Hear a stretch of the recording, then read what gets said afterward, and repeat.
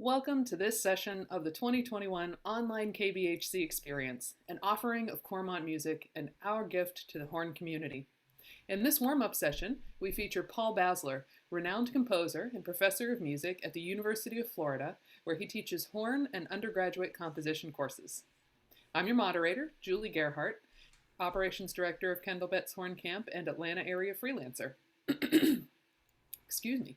Before we jump into the session, a few Zoom housekeeping items. So that we may be able to hear the presentation, we've muted all participants. Please stay muted for the duration of the session unless one of our presenters asks you to unmute. If you click on Participants at the bottom of the screen, you should see a participant list pop up with your name at the top. If the name associated with your Zoom account is different from your own first and last name, please click on the blue More button next to your name, select Rename, and enter your first and last name. This will help us know who it is we are communicating with. If you click on Chat at the bottom of the screen, you should see the chat box appear. Comments posted in the chat are affected by the drop-down menu above the text box. Depending upon your selection, your comments may be viewed by everyone or by individual participants. Each time that you enter a comment into the chat, please double check your selection so that your comment is seen by your intended audience. And with that, I'll hand the session off to Paul. Good morning, everybody. Welcome from soggy Gainesville, Florida, where it's been raining for 2 weeks. We've had about 10 inches of rain, so it's been quite something. Okay, so what we're going to do this morning is we're going to do basically the warm-up that I do now with myself and my students. And so what I want you to do first is just take out your horn. And I just want you to look at it, okay? We're just going to spend a moment where we're just going to check it out. Let's make sure we don't have any insects crawling on it or something. Let's see if we have any more pandemic dents. I'll show you one of mine. So you see this one right there? This is a lovely pandemic dent. You know how we all kind of play next to desks nowadays when you do Zoom World? So this is my Finca Legacy horn that I got last year, right before we were all sent to lockdown. Okay, so once you do that, I want you to take water out of your slides, all of them. So just go ahead and do that. So we're just going to kind of take this very easy. I'm taking all my slides out. So up to last March, I was playing my triple, my Schmidt triple horn, and I had been playing that for 12 years, and so finally I decided, you know what, it's time to go back to a double, and I just love Johannes's horns, so I don't have to take out so many slides this time, so take them all out. When I take my slides out as well, I like to put them in all the way and then pull them out to where they should be. You know why I do this? Because if you don't, after a while, if you just continually take slides out and then you just put them right where you usually have them marked or whatever, um, they get a little dry up there, and then this is kind of an issue. So I like to just push them in, take them out, put it back in, all the way in, and then pull it out. That will also ensure that you're putting them kind of in the right place all the time. All right. So once you do that, this next section is, see, we're still not going to play like a note per se. We're going to take our hand and we're going to put it in like stopped horn, okay? And then all I'm going to do is I'm just going to blow and puff out my cheeks, blow air, not a sound, but I'm going to do it open, then I'm going to press them all down, then I'm going to press my thumb if you have a thumb, okay? So it's like this.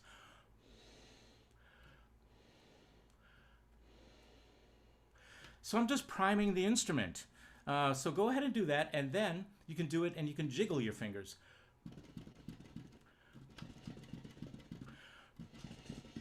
And puff out your cheeks. If you have spit valves right now, water keys, then I would do that again, just like that. Also, if you have a horn that tends to get water out of the bell itself, now's a good time to do the spin.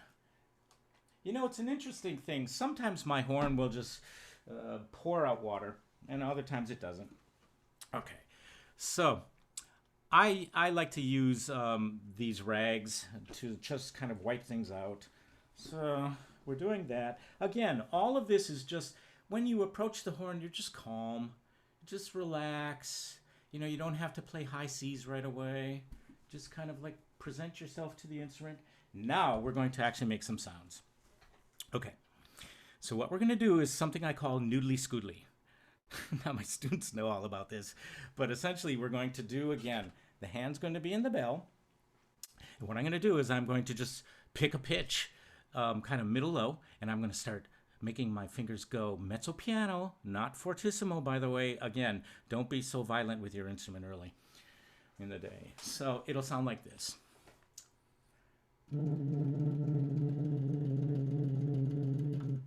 Okay, so everybody try that. Now that you do that, let's go into a middle register note. And again, don't play too loud. Something like the. And now we'll do one higher. And now we can play forte, and we're going to do a gliss motion going down. It doesn't have to be 5 octaves. It could be, an octave and a half, 2 octaves. Up and down 3 times. Here we go. Everybody do that.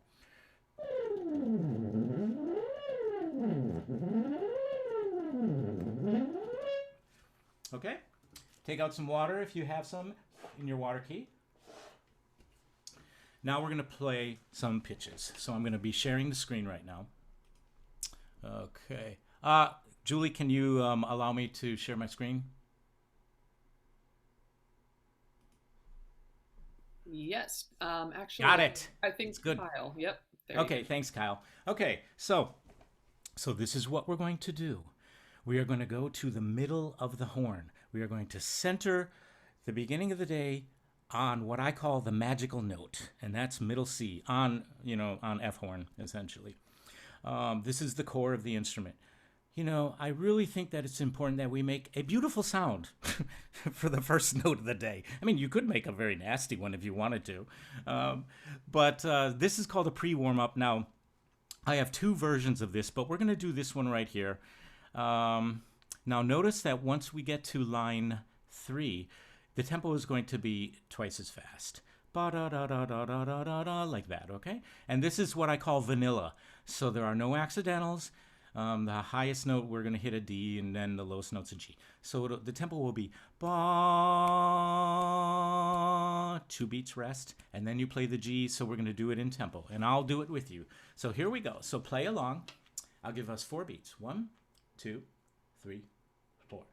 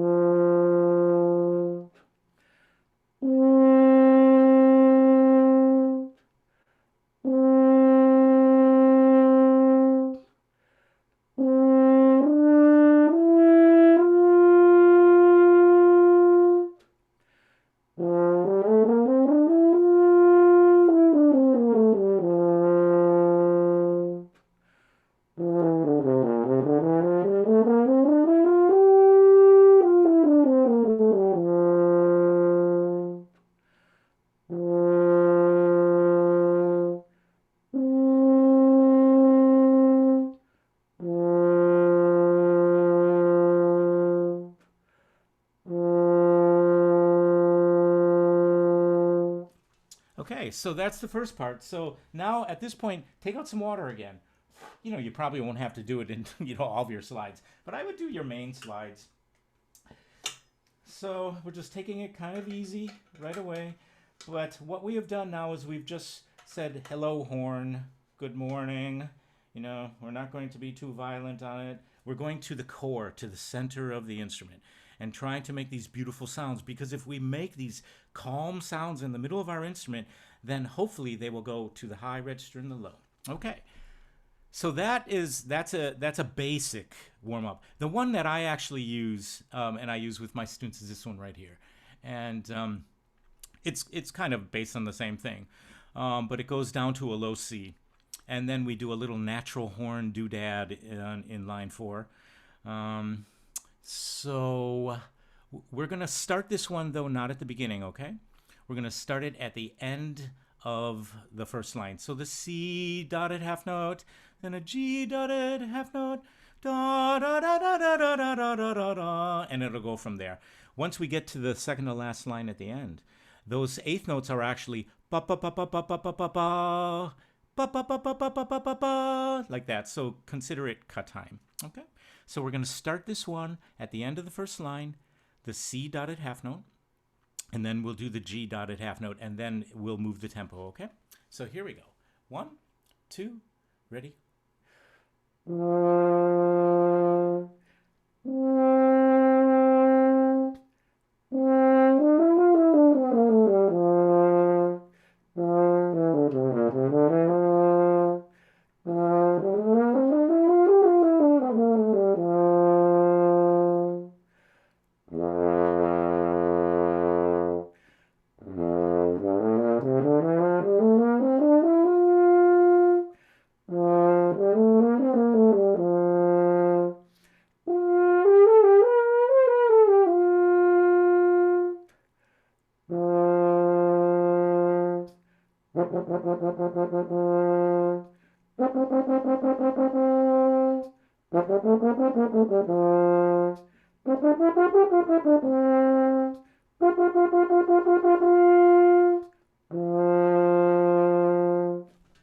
Okay, so this is what we call essentially the pre-warm-up. So this whole idea of playing noodly-scoodly notes, just random notes with the stopped horn, and then just playing these core things, it just gets everything calm, because who knows what happened yesterday when you were playing the horn? You might have been playing for 8 hours, and your face might feel a little raw. So now what I'm going to do is I'm going to show you what my warm-up used to look like. And this is still published, and you can still get it. However, I don't do what I'm going to be showing you right now, right after this. But we're going to look at it, and then we're going to look at some things that I do with my students and myself. Okay, so I'm going to share the screen again. All right, so this was my horn warm-up that I kind of put together over 30 years ago, maybe. So these are bits and pieces that I got from a bunch of my teachers, from Barry Benjamin, who I studied with when I was a high schooler in Wisconsin, Bill Capps at Florida State, Bill Purvis at Stony Brook, Cindy Carr gave me some things. So I just kind of put them all together in a pot. It's like a stew. So what you have here is long tones. Now this is not some new ideas. Everybody does long tones, and anyhow, this one we had long tones and we had slurred arpeggios, and you would do these in all combinations, tongued arpeggios, all combinations. Yeah. I'm wondering, at the top there, can you click on the plus sign and magnify this a bit so that it's larger for our participants to see? Well, yes, if they're doing it on their cell phone, sure. But how's that? There we go. That's so much better. Thank you.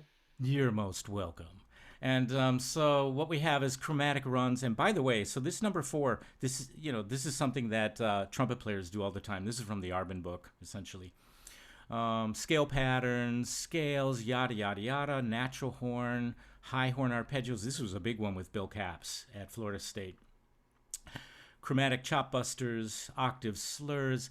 There's just a whole bunch of these, and we're going to come back to this at the end. However, right now, we're going to continue with what I do at this point with my students, which is core playing, okay? So we're going to continue to enjoy middle C for a while. So this one right here is actually part of the over 400 etudes I've written in the last year, and that will be my presentation tomorrow, and everybody's getting copies of these. Okay, so this one right here, we're going to play this all on F horn. Okay, and so the tempo is ba da da dee da da da da da da da. So here we go. All right, 1, 2, ready, and.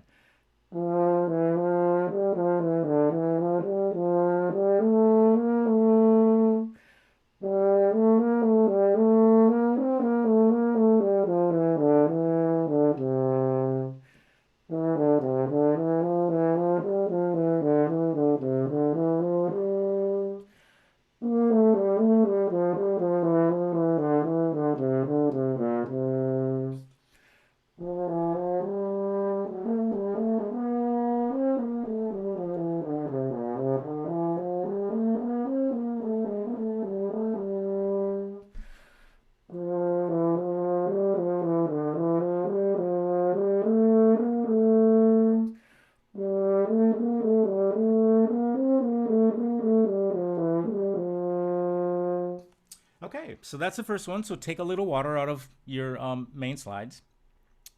Now we're going to go to the next one, which is going to be all on B flat horn.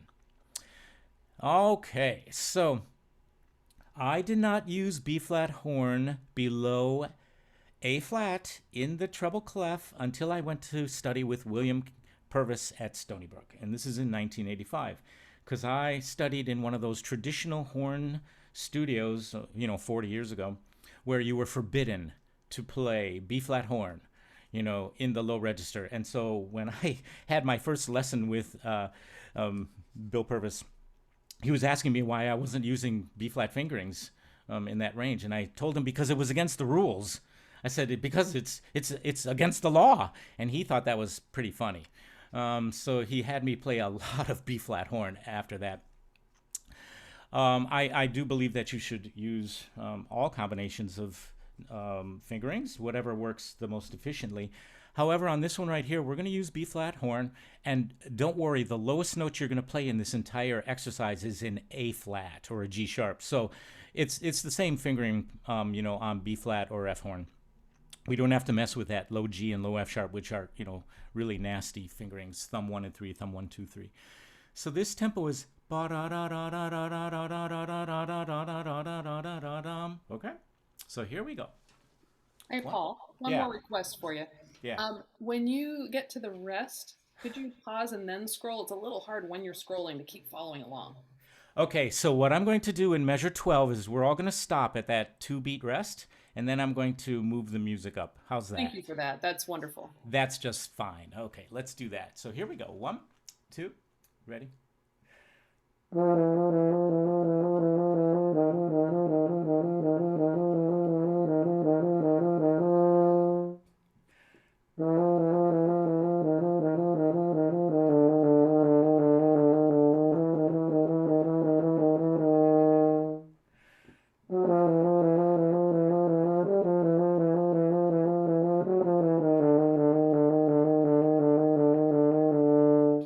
Okay, so we're going to move the music up. All right, so this is measure 13 on the low G sharp 2-4. 2, ready, and.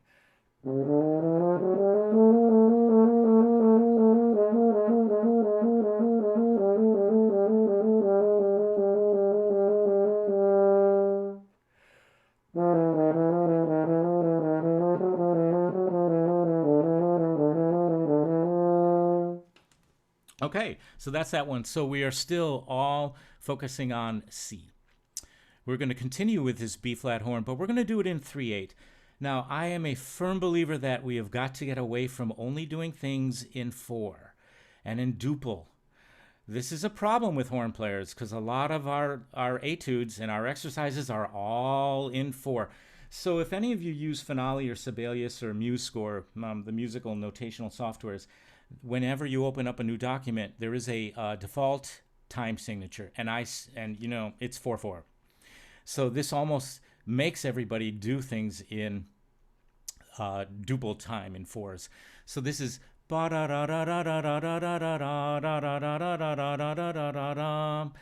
and I'm going to take a break in measure 20 where there's that rest, and then I'll scroll down the rest of the music. Okay, here we go. So it's 1, 2, 3, 1, 2, 3. Here we go. 1, 2, 3.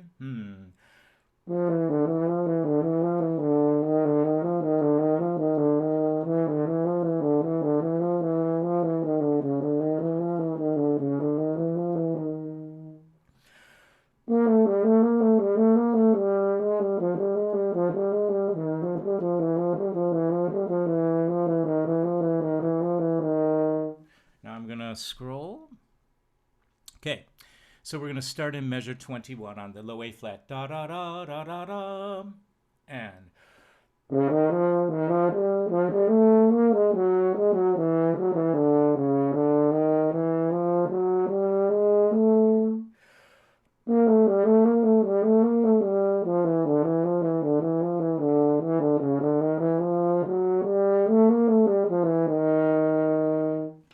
okay, so there's the next one. So let's take out our water. Alrighty, so I just wrote this one for a marvelous human being, Anne-Marie Cherry. So she teaches at Columbus State University. She's just a fantastic human being and a superb horn player. And all of my etudes were written for somebody. Most of them are written for my students as prescription etudes. But then for friends, I just write them some every now and then. So this one, again, we're going to play B-flat horn, but some of it is going to be in bass clef. I am a firm believer that we need to be able to play in bass clef.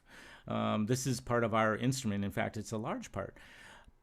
But it shouldn't be that big of a problem. So what I'm going to do on this one is I'm going to scroll. We're going to end in measure 9. And then I'm going to scroll to 10 through 16. We're going to take a little break. And then this one is long, so we're going to have to do a lot of that, okay?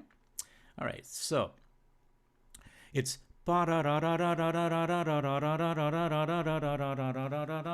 Here's the tempo. And I'll give us 2 beats. Here we go. Ready? And...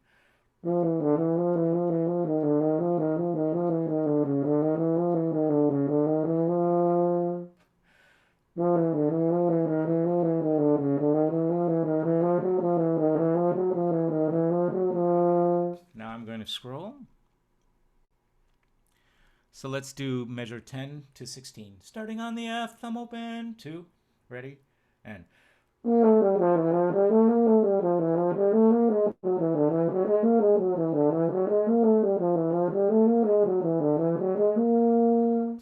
Okay, let's scroll. We'll do measure 17 to measure 21. 2, ready, and...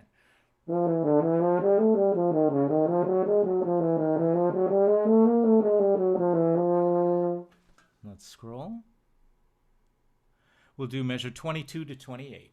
1 on the low A, 2, ready, and...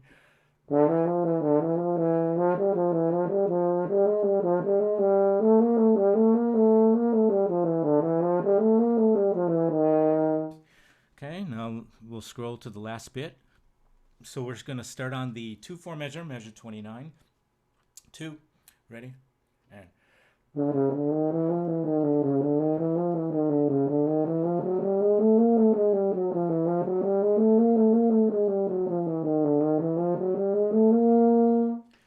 Okay, so while we're doing all of these, I don't do these every single day. I'm just showing you some of the options that I would pick from. Now this next one is a really big one. Okay, so picture it. 40 years ago, I was a freshman at Florida State University in 1981. I left Wisconsin and I went to study with Bill Capps. And he, one of the exercises that he gave us for playing low is he just said, just kind of like play low. You start on a low C and then you go down to G chromatically, then you go to the F sharp, things like that. So I think it's wonderful, but I like to actually give options for this. So this one right here is called Low C is your home bass. And this will be in 12/8. Again, the whole idea is we've got to get away from just looking at eighth notes or thinking just everything is in duple. So this is in 3 patterns.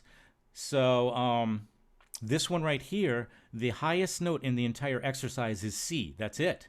So we are in F horn. So you'll be using your F horn. The lowest note is going to be a low G flat, F sharp towards the end.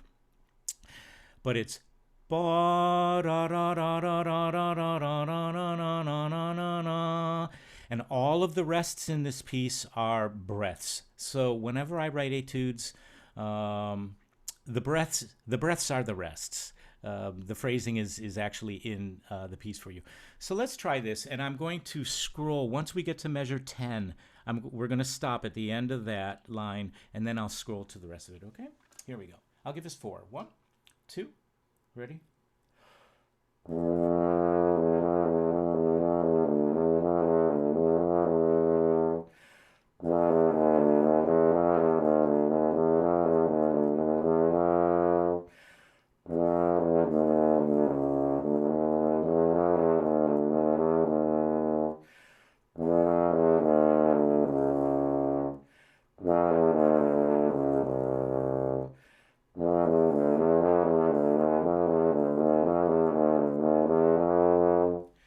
Scroll to the end of this piece. Now the last 2 lines, so measure 11, and we're going to go down to finger 1, 2, and 3 on that G flat. So starting on the C2, ready, and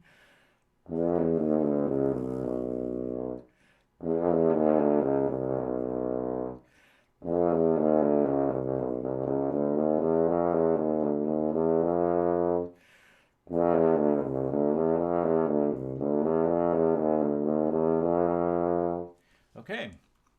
So now either you're a bit dizzy at this point or everything is going really great. Okay. Paul, we have a question in the chat. Yeah, sure. So this question is from Kyle. He says, "Hi, Paul. What are some ways that you might alter this warm-up? Say if you played a lot the day before and are feeling stiff." Well, it all depends on how I feel. So if I'm feeling stiff, this warm-up is the one to play, Kyle. I mean, I don't know what else to tell you, man. I certainly wouldn't play very high at this point. So, for instance, the warm-up that I showed you, the one that is published and I've been using, for like 30 years. There's immediately you're going up into the high register. So this right here is going to make you feel pretty good. So, Kyle, I would do that. But I would just stay in the middle register for a while. Look, a lot of people believe. So I'm going to pull out of this for a second. So that we must work through pain. If you're feeling stiff, then by gosh, you just got to blast through it. I am not of that school of thought, of hurting yourself if you're stiff. All of the stuff that we've been doing so far is very chill.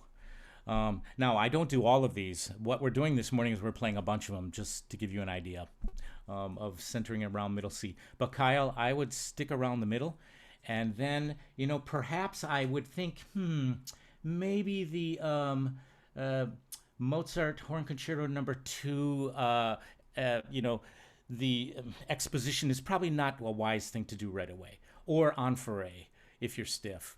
Just work through it. Other exercises, you can just go into, I would say, the solos for the preparatory solos for the horn player, things like that. Just middle register things. I think that will help a lot.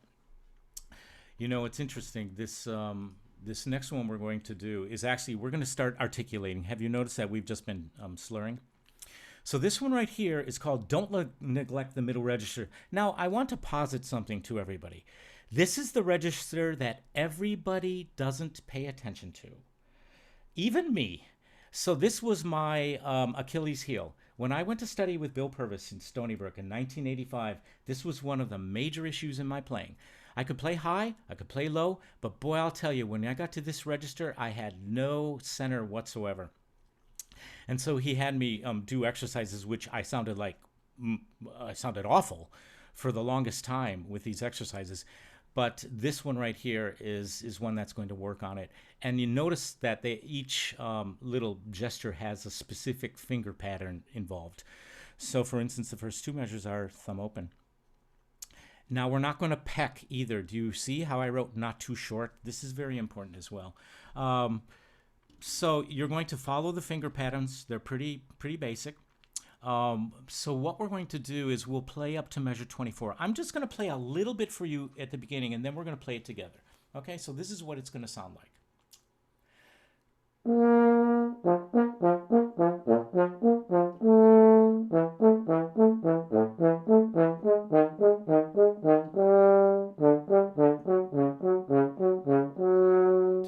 Okay, so let's try it together. So we will go to measure 24, and then we will scroll down, okay?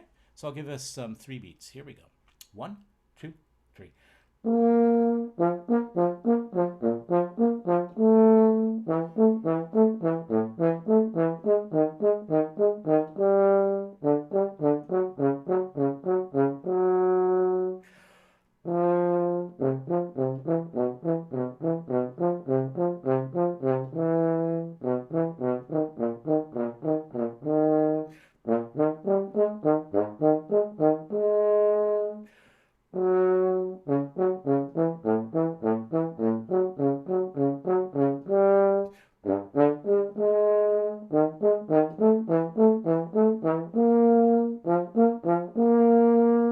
Okay, let me scroll.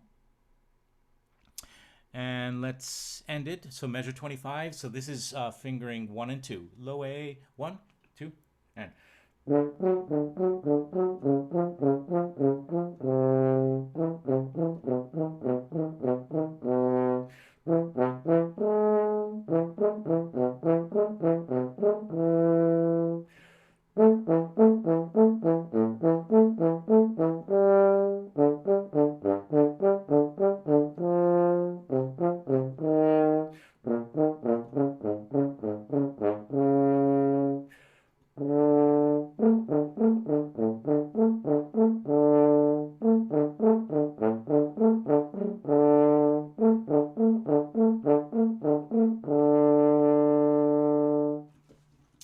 Okay, so this could be problematic for people, and this was definitely problematic for me at a certain time. But it was Bill Purvis who actually healed this part of my playing.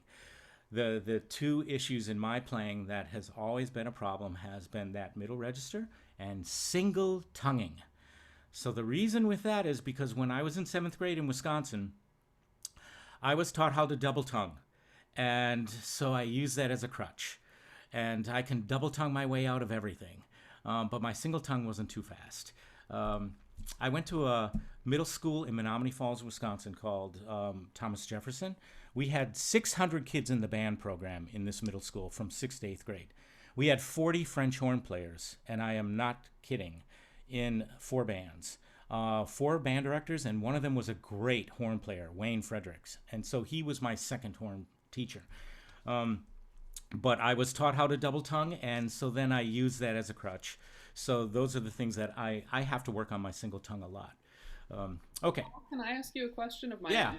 sure. So, as someone who also learned how to double tongue very early, Mm-hmm. I think, and I think I know the answer, and most of the answer to this question, but it might be Mm-hmm. good to illuminate for most people. Sure. If you can double tongue your way out of anything, why do you need to have a fast single tongue? Well, I mean, I think this is kind of important. The problem is there is a certain point where you can't double tongue. I mean, there will be some tempos that you just can't double tongue at that tempo, and it's the whole clean playing aspect of it. I mean, so for instance.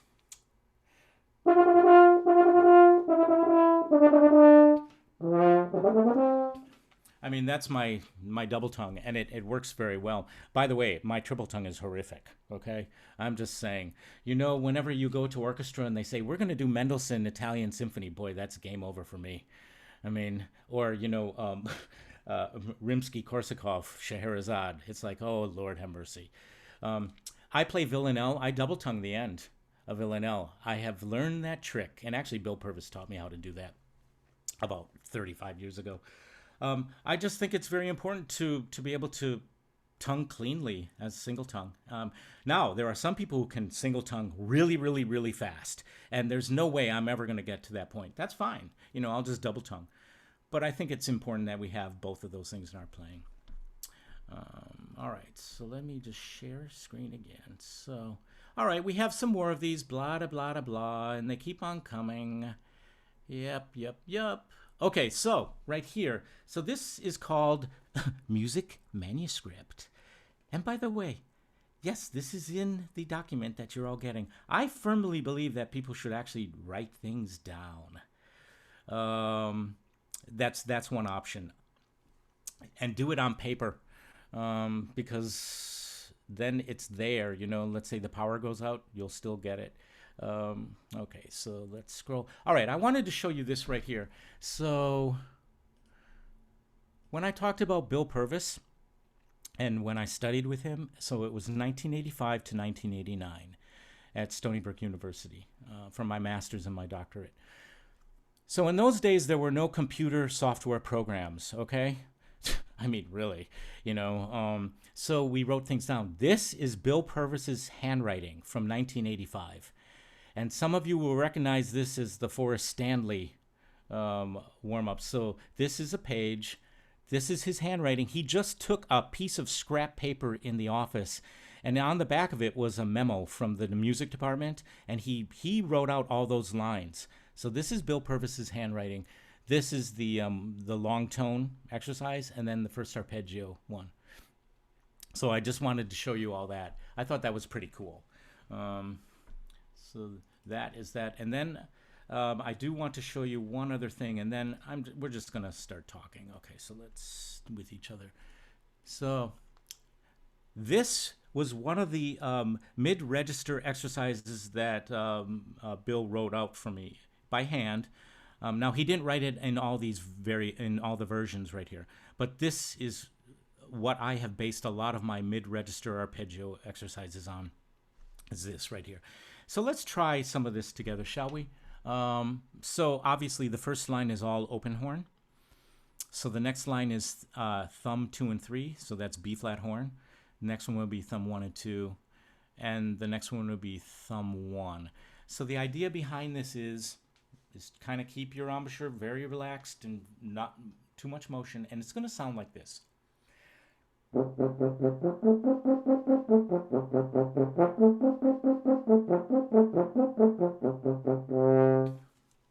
So let's try that, and we're going to take 2 beats rest between each line, okay? So the first line is open horn. Then we'll go to T 2 and 3, and then T 1 and 2, and then T 1. 1, 2, ready? 1,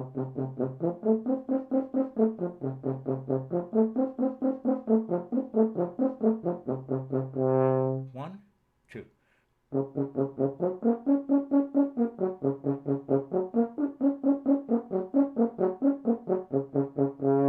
One, two.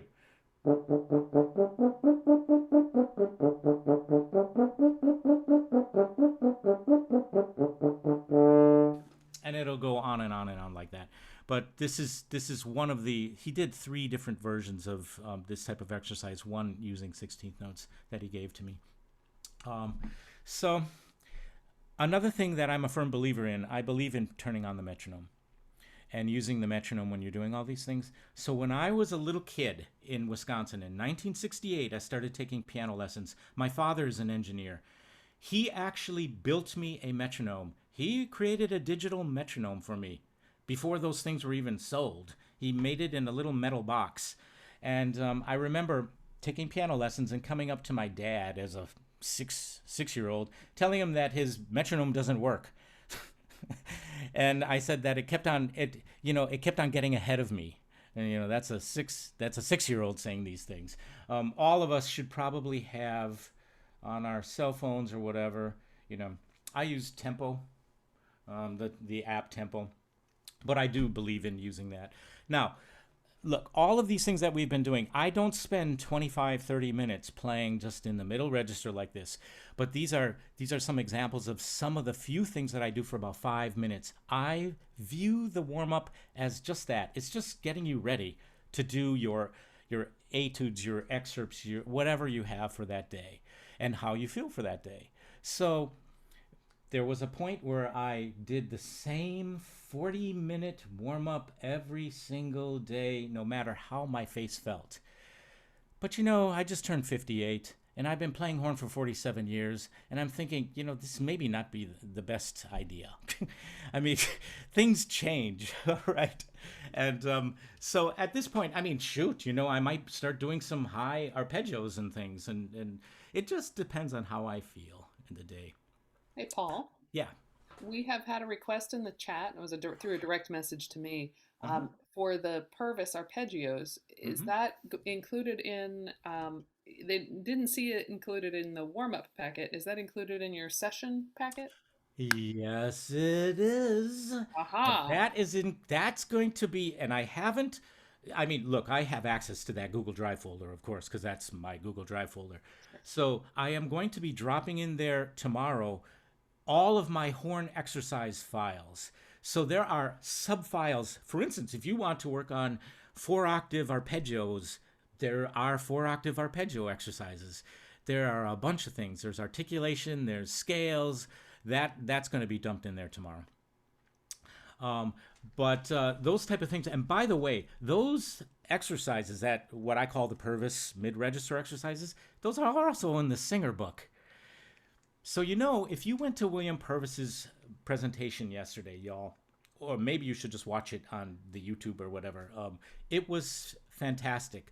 It was just marvelous watching this man again. And by the way, he is the most important person in my French horn career, without a doubt. Just listening to him speak again was amazing. But he was talking about the Forrest Stanley and then the Singer and the Caruso. There's all sorts of great things that we can use. He was talking about how we have to watch out when we self-medicate ourselves. You think, well, this medicine is going to make me just like, Julie Landsman as a player. Well, you have to be very careful with some of these things when you do that you don't hurt yourself. So my example of this is in 1977, when I was a 8th grader in Wisconsin, I discovered the Adagio Allegro. And so I was in my basement bedroom, and I decided I was going to play that for like 2 hours. The Adagio Allegro, the fast part, of course, because I never liked slow music. And so I was playing on my single F, because that's what I learned how to play on for 3 years. And it wrecked my face, and I could not play the horn for 2 months because I caused some pretty physical damage because I didn't know any better. So we have to be careful. With the warm-up, you have to sense how you feel that day. And then, take it from there. But, yeah, so I do have in the packet that you got today, you're going to see the basic old warm-up of mine, which has a ton of stuff in here. It's going to take you through 4 octaves if you want. I mean, that's all cool, too. But I truly believe that we need to start in the middle, and we need to just be calm. It's a very... Look, I'm from the Midwest, and my grandfather used to tell me all the time, from Sheboygan, Wisconsin, is no highs, no littles, middle, stay in the middle, Paul, no highs, no lows, just chill out in the middle of the instrument. Make that sound beautiful, and then just go from there. Okay, any questions?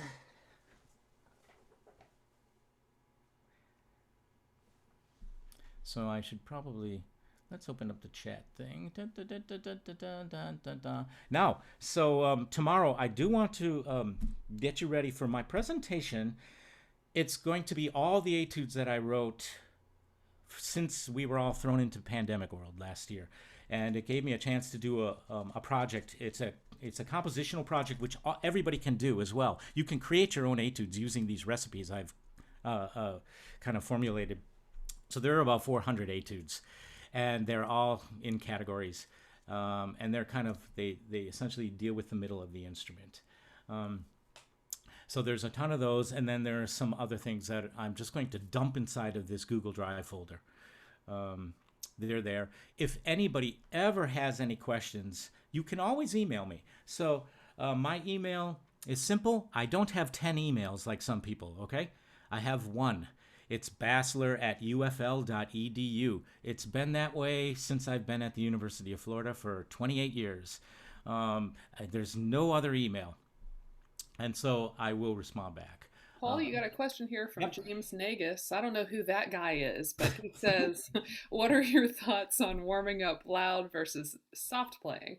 Oh, well, okay. So, you know what? All these things that we've been doing right now felt pretty good. So, actually, I do like to play loud. I have to tell you, I kind of dig it. And I play a magical horn. Do you see this lovely garland krantz, the silver? This kind of controls my instrument.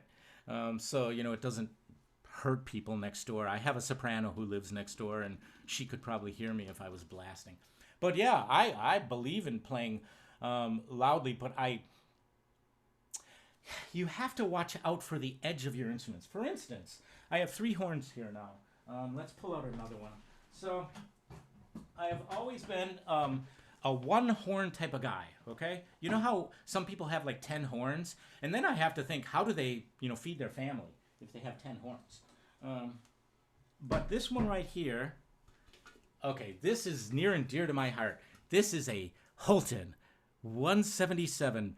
My first horn was a 179, and I'm going to talk about it tomorrow in my presentation. It's actually very special, and it was owned by a family member of the Kendall-Betts horn group. So this one, if I play really loud, it's going to disintegrate pretty quickly because that's this instrument.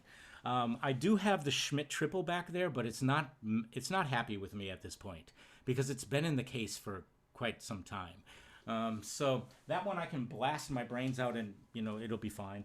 But yeah, I mean, I think playing loud is awesome. But you just have to watch out. If you decide that you are going to just play the highest notes possible, as loud as possible, you could severely damage yourself if you're not prepared to do that. And I'm not saying that you shouldn't be able to do that, but wow, you got to be very careful. So I will tell you the one experience that I've had in my life that has really wrecked my face the most was recording for the Carl Fisher Band Project. So this always happened in January in Florida. And it's all the music that Carl Fisher would publish for high school band, middle school band, things like that. And then some other publishers would send us the music. Now the group was spectacular. All we did was sight read music and record it. But we did that for 18 hours for 2 days. And I was playing principal, and so there was no bumper. And so it's on your face all the time. And let me tell you something. Everybody thinks that middle school horn parts are easy. Well, there are no rests, and it's always kind of like in the middle, and it's numbing. And so it would take me about 2 weeks to get my chops back up after that. So it was pretty tough. Very, very difficult. Paul, I have a But question about your studio at the University of yeah. Florida. hmm What is the main thing? Is there one thing I suppose I should ask that people come into your studio needing to know how to do that they don't already know how to do? Well, so there are a couple things. So there's just not one. I'll tell you one of the big ones, and it's a big issue with me, is sight reading. Holy cow! It's as if nobody has ever sight read before they come. I love sight reading. So just to give you an idea, when we would audition for Allstate back in the olden days, I'm talking 45 years ago in Wisconsin, I loved the auditions because sight reading was a big component, and I've always been pretty good at sight reading. Sight reading is a big deal. So in horn lessons, we always do this little warm-uppy thing, and then immediately we sight read, either duets or I play piano with them. So we will do horn and piano pieces, and we won't stop. We'll just do that. The other thing is reading bass clef. Now, I know that I've been playing piano for 53 years now, so I mean, I learned how to play bass clef, and it's kind of natural to me, but wow. So that's an issue too. So I would say those two things. Yeah. Sue Miller Curley. Well, first, Steve Edens mentions that people come in needing to clean their lead pipe. I know Oh, you have some stories about that. oh, okay. So I really am a person who's about cleanliness. Oh my gosh. Okay, so everybody gets the nasty stuff in the mouthpiece, but in at Kendall Betts Horn Camp, I mean, it's famous where, my little present, everybody would come to Paul's time in his cabin, and I would put the snake through the lead pipe. And there have been some really disgusting things that have come out. That's really important. So when I was in grad school at Stony Brook, I was playing an orchestra. It was Mahler 5, and the conductor was Arthur Weisberg. And so he stopped and he said, "Horn 1," because he never called us by our names. He goes, "Something's wrong. What's wrong with your horn?" And I said, "I don't know. Nothing's wrong with my horn." And he didn't like the pitch. So I went into Manhattan, and Chuck McAllister he was a repairman trombonist. So he said, "Something's in your horn." And I thought, oh my gosh, what's in my horn? It was a tuning fork. Got stuck up my horn somehow, one of those tiny little tuning forks. And this happened on an airplane. So in the olden days, there was something called People's Express. It was the first cheap airline, and you had to go to Newark, New Jersey to take your flights from there. And so, but you couldn't bring your horn on because my bell wasn't cut. So they put the horn underneath, and somehow the tuning slide was inside of the horn, and it got stuck. And so so we, had a little operation, and he took the tuning slide out of the tuning fork out of my horn. But yeah, I'm really into cleaning the mouthpiece. The lead pipe. It's very important. Here's another question. This one's from Sue Miller Curley. Do you jump into practicing solos and excerpts right after the warm-up, or is there a second level of warm-up before doing so? No, that's it at that point. And then it's all well, and then it depends on what I'm going to do that day. I mean, sometimes I might not play my excerpts. Sometimes I might not play my solos. I mean, it all depends on what's happening for me in that day. Now, all of us probably have done the Rubank system of books, which I love. Oh, I love them. And you know how Rubank in Advance 1 and 2 has, okay, so you do your scales, and then you do your duets. And I like that. I like this regimentation very much. I think that's really cool. But sometimes, I want to get away from that. But yeah, I'll go straight into these things. But after I do these kind of middle register stuff, I am going to expand my horn playing at that point. I'm going to do articulations and scales that are 3 octaves and things. I mean, it's all how I feel in that day. Some days feel better than others, It's just maybe getting older, but It makes complete sense. I also have a question here from Mel Freeman. Is there a method to honing sight reading skills besides just doing it, especially if you're alone? Well, so the person that I credit with helping me with my sight reading was my Uncle John, who was my dentist. Back 50 some years ago, he would sit with me at the piano, and he would play duets with me, and he would have me, and we would play, and he wouldn't let me stop. And so we get into the process of not stopping all the time. You know how sometimes people, that's a big thing in lessons too. I find when students come in to the university for the first time, they will just stop. If they make a mistake, they'll just stop. And then, the world has fallen apart. And so the whole idea is sometimes I'll play with them, play along with them on their Coprash or whatever. And I love Coprash, okay? So I'm just saying. And so I'd play along and I'd say, just keep on going. It's all okay. It's going to be fine. But I find that playing duets with people is a really good way to do it. Now, if you're by yourself, then, oh my goodness, nowadays there's so many opportunities for all of us to find music. You don't have to buy it all the time. Go to IMSLP, and you can find things that are in public domain.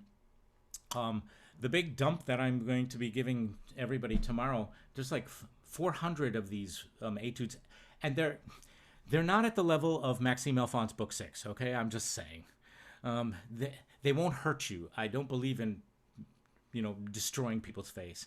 So it's just really playing things, and then we have the advantage of going to YouTube and performing with people. Oh my goodness. There's a lot of times I'll do that too. I'll turn on, I don't know, Mahler Symphony, and I'll play along with Berlin. And it's great. I've got big bougie speakers right here connected to my computer, and I'll just blast along too. That's the thing. It really is just playing. And then you will get better. It just happens. Hopefully. I would say, I'm a fan of the big bougie speakers myself, but if you don't have big bougie Hmm. speakers and you choose to use this set of headphones instead, careful with the level. Don't deafen yourself. Oh, you're Your hearing telling me doesn't come back once you've lost it. that's it. So these right here. So yes, James Nagus at one point, long time ago, was a student here, but he's no longer my student. He is just an amazing human being. He is James Nagus. I mean, he's my dear, dear friend and colleague. But see, whenever I have to buy things, I always say, James, what should I get? And so he tells me. So this is my my headphones, and then it's the microphone here, and these speakers, all sorts of stuff. Not that you have to go to him for advice for everything, because he'll probably be annoyed if everybody asks him this. But that's who I take this from. But you're right. Yeah, you have to be careful with these. So again, if anybody has any questions, you can always email me. And tomorrow we'll be looking at these etudes and these recipes that I've created. And I swear to you, you can all write your own etudes and you can go to town. Oh, and I just want to show you too. Okay, so this is the oil that I've been using, Alcas, That's fine. I use this Bach tuning slide grease, which I find just delightful. Hetman's, I like this one because you got this little pointy thing. It's easy to, to do your mechanisms. Yeah, I believe it's very important to keep your horn in good order. These pandemic dents, I have 3 big ones on this horn. One, my big Kliege lights in my horn studio at the University of Florida, one of them fell on my horn in the last week of classes. And I just didn't get upset. I thought, this is appropriate. This is happening. So I need to go to Orlando to see Tom Treese, who is like the horn whisperer, and fix those. But yeah, so there it is. And if anybody has a question about this right here, this is tennis racket grip. Okay, this is Yonex, and I use this because it's nice and grippy. And then you replace it every now and then. But there it is. Just start in the center of your horn and just take wherever you need to go from there. And really, that's about it.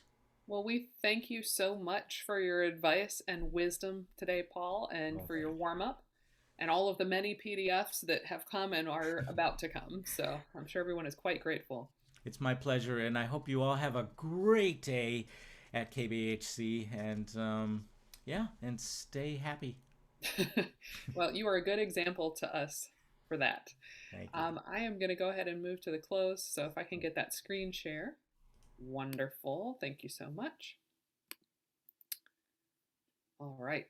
Thank you for attending this session of the 2021 online KBHC experience, an offering of Cormont music and our gift to the horn community. Please join us at 11:30 a.m. Eastern Daylight Time for Singing with Your Horn, Inner Hearing and Solfege Practice with Dr. Natalie Douglas Grana, authority on inner hearing and solfege training, faculty at both Lake Forest College and DePaul University in Chicago, expert on the Kodai pedagogical method, and author of A Singing Approach to Horn Playing. And we also invite you to join us at 8 p.m. Eastern Daylight Time for our evening session, Houghton Horns Presents, with Karen Houghton, private horn instructor, freelancer, co-author of the popular horn method book Recipe for Success, co-owner of Houghton Horns and grandma to 8 beautiful grandchildren, Derek Wright, Texas freelancer and co-owner of Houghton Horns, and Dennis Houghton, freelancer, educator, and head craftsman at Houghton Horns. In the meantime, please check us out on our various social media platforms. You can subscribe to our YouTube page by searching for Kendall Betts Horn Camp. You can also find us on Facebook using @KBHornCamp and Instagram using @official_KBHC. Anytime you post about us or share something we posted, be sure to include the hashtag KBHC2021. Finally, please visit us at horncamp.org for more information about our upcoming online and in-person offerings. Thanks so much for joining us today, and we look forward to seeing you next time.